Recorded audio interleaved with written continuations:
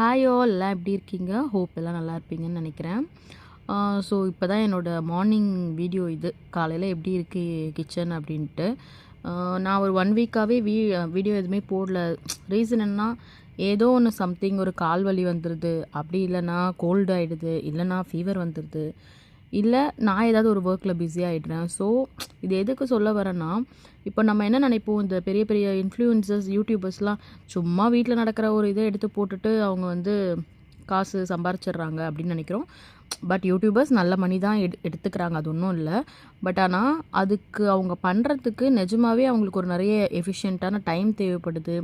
அந்த வீடியோஸை வந்து கரெக்டாக போஸ்ட் பண்ணுறதுக்கு ஒரு பேஷன்ஸ் தேவைப்படுது.